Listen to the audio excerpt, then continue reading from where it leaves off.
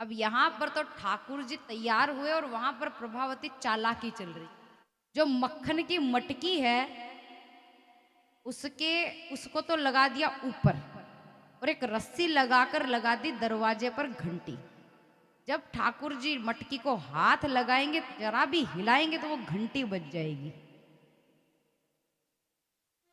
और बाहर से शक्कर लगवा दी और अंदर एक कोठरी थी उसमें छुपकर बैठ गई कि आज ऐसा पकड़ूंगी हमेशा याद रखेगा। बैठी है छुपकर अंधेरे में और मटकी की तरफ देख रही है। जब वो आएगा मटकी हाथ में लेगा हिलाएगा घंटी बजेगी और पकड़ लूंगी। मटकी के ऊपर घंटी लटक रही है और दरवाजे पर रस्सी बंधी है। और उसे ये बात पता नहीं है, शायद ठाकुर जी खिड़की से आते जाते हैं। दरवाजे का इस्तेमाल गलत हो गया। यहाँ पर दरवाजा होना ही नहीं चाहिए था, खिड़की सही है। तो प्रभावती छुपकर बैठी और ठाकुर जी सबको बुला लिए। बोले आज प्रभावती की यहाँ बोल रहे हैं कि बड़ा अच्छा माखन निकला, तो एक काम करते हैं वही चलते हैं। ठीक है। सब आए, अंदर आए, खिड़की से कूद कूद कर। बलराम जी आज भी बाहर खड़े हैं, पहरा दे रहे हैं बेचारे, पता नहीं ना हकीकत क्या है। अब पहरा देते देते बोले कि कन्हैया देख मुझे ऐसा लग रहा है थोड़ी देर के लिए तो कोई नहीं आएगा, जा आराम से चोरी कर ले, जल्दी जा। बोले ठीक है। आए, मक्खन को नीचे ढूंढा मिला नहीं, फिर नजर गई ऊपर। ऊपर नजर गई तो ठाकुर जैसे कमर के हाथ लगाकर खड़े और ऐसे देख रहे हैं। अच्छा तो ये बंदोबस्त किया है आज, बड़ी चालाक औरत है। तो उससे क्या मैं पागल दिखता हूं? तो श्री दामा बोले भैया आज मक्खन कैसे उतारेंगे, पहले तो ये सोच। ठाकुर जी बोले अरे चिंता काहे का, अपनी तो पूरी दुनिया दास है।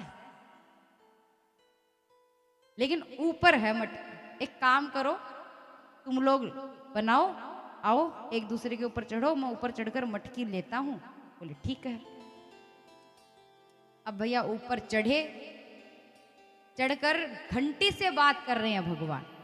घंटी को बोल रहे देख घंटी देवी तू है मेरी दास, और देख दास का कर्तव्य होता है प्रभु की हर आज्ञा का पालन करना। तो देख मैं आज्ञा दे रहा हूं, बजना मत।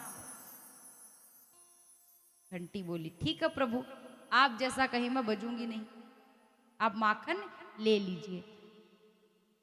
ठाकुर जी कहते ठीक है देख मैं ले रहा हूं माखन, बजना मत। बोली ठीक है प्रभु। अब भैया ठाकुर जी ने अंदर से चुपचाप माखन निकाला, घंटी नहीं बजी। नीचे पकड़ाते जा रहे हैं, वो खड़े खड़े खाते जा रहे हैं, घंटी नहीं बजी। पूरा माखन ले लिया, सबको खिला दिया, सबका पेट भर गया।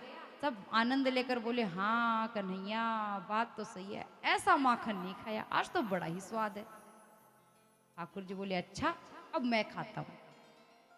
जैसे ही ठाकुर जी ने मक्खन निकाला और मुख में लिया, घंटी टन टन टन टन टन टन टन। अब भैया जैसे घंटी बजी, प्रभावती लाठी लेकर कन्हैया आज नहीं छोड़ूंगी। अब भैया नीचे से मधु मंगल, श्री दामा, मुद मंगल सब निकलकर भाग लिए। ठाकुर जी बेचारे मटकी पे ही रह गए पकड़कर लटके हुए। ठाकुर जी बोले अरे रुको, मुझे छोड़कर कहां जा रहे हो? बलराम जी बोले भागो भागो भागो भागो। सब भाग लिए। अब प्रभावती बोली अब आया ना हाथ में, लटका रहे। अरे तुझे शर्म नहीं आती, तूने मेरी कमर तोड़ दी कल, इतनी तकलीफ हुई मुझे रात को करवट लेने में, आज मैं नहीं छोड़ूंगी। यशोदा बड़ी बोलती फिरती मेरा लाला मेरा लाला, आज उसे पता चलेगा उसके लाले के कर्म कैसे हैं। ठाकुर जी बोले ताई बात बाद में करना, मेरी माँ के मैं एक लाड़ लो, मरवर गयो ना तो तुझे नहीं छोड़ेगी, पहले उतार ले नीचे।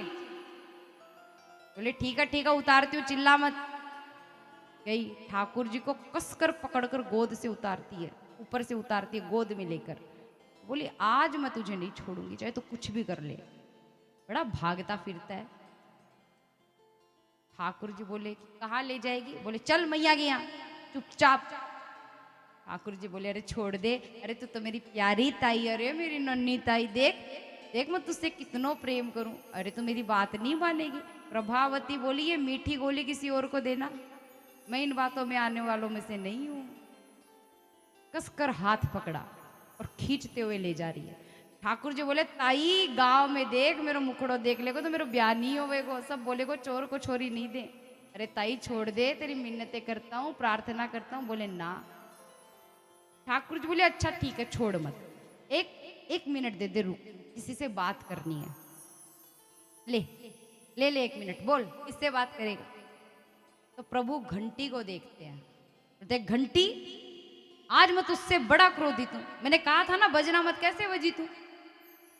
घंटी बोली प्रभु देखिए ये बात सही है, मैं आपकी दास हूं, आज्ञा का पालन करना है, इसीलिए मैंने हर आज्ञा का पालन किया। आपने क्या कहा था, आपने कहा था जब मैं माखन लूं तो बजना मत।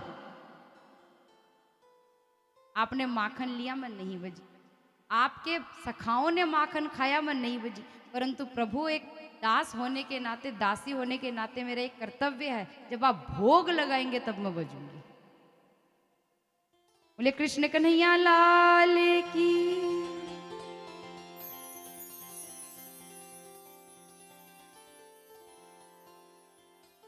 अब भैया प्रभावती बोले पागल समझ रखा है, किससे बात कर रहे हैं। ठाकुर जी बोले किसी से नहीं। बोले चल। अब भैया खींचते हुए ले जा रही है। ठाकुर जी बोले देख तू मुझे पकड़े रख, कोई शिकायत नहीं, पर देख एक विनती है, ये जो तेरा चुनड़ी है ना ये मेरे सर पर डाल दे। प्रभावती ताई मेरे ब्याह नहीं होएगा, समझ बात को, बाबा की बड़ी बदनामी हो जाएगी, सब बोलेंगे नंद जी को छोरो चोर है, मेरे बाबा के खातिर देख पल्लो डाल दे सर। बोले ठीक है रुक जा। तो अपनी जो चुनड़ी लटक रही थी वो ठाकुर जी के सर पर डालकर उनकी शक्ल को ढक दिया। अब खींचते हुए लेकर जा रही है। अब ठाकुर जी बोलते हैं देख ताई तू मुझे पकड़ ले, लेकिन देख ये हाथ देख मेरे कितने नाजुक नाजुक गोरे गोरे कलाइयों वाले हाथ है, देख तो एक काम कर इस हाथ को छोड़ दे और दूसरा हाथ पकड़ ले। अब भैया देखिए पहले गांव में घूंघट होता था, तो प्रभावती जो है वो घूंघट में है, उसके इतना घूंघट है तो उसको बाहर का कुछ दिख नहीं रहा, कुछ भी नहीं दिख रहा, बस वो चले जा रही है। अब ठाकुर जी की भी सर पर चुनड़ी है, तो उसको ये भी नहीं पता कि ठाकुर जी चल रहे हैं साथ में, ये पता है, पर ये नहीं पता कि चुनड़ी में कैसे दिख रहे हैं, क्या है, बाहर का कुछ भी नहीं दिख रहा। तो ठाकुर जी बोले देख तो मेरा ये हाथ छोड़, ये बैया छोड़ और दूसरी पकड़ दे, मेरी लाल हो चुकी है कलाई, दर्द हो रहा है। प्रभावती बोली अच्छा ठीक है। अब भैया प्रभावती बेचारी घूंघट में दूसरा हाथ टटोल कर पकड़ती, उसके पहले ठाकुर जी ने प्रभावती का ससुर का हाथ अपने हाथ की जगह पकड़ा दिया और बोले हाँ अब चल। अब बेचारे दादाजी बूढ़े, उनसे बोला न जाए, चले जा रहे, खींच कर ले जाती हुई दंदनाती हुई चल रही है। अरे देखो ब्रजवासियों आज पकड़ा गया पकड़ा गया। ब्रजवासी प्रभावती पर हंस रहे हैं कि अरे किसे लेकर जा रही है, देख तो ले। और वो खींचते हुए ले जा रही है। ले जाकर नंद महल में पहुंची और बोली यशोदा देख बाहर निकल। अरे बड़ी बोलती फिरती है, मेरा लाला चोर नहीं, मेरा लाला बड़ा प्रिय है मुझे, बाहर आ देख ले तेरे लाले के कर्म कैसे है। यशोदा मैया बोली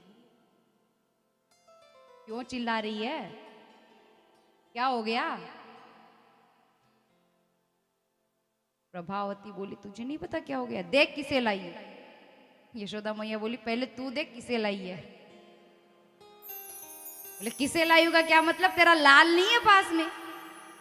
मैया बोली लाल नहीं है, मुझे सब पता है, मेरा लाला मिट्टी में भरा हुआ दौड़ता हुआ आया है बाहर से, और मेरी गोद में आकर जो रोया है वो मुझसे पूछो।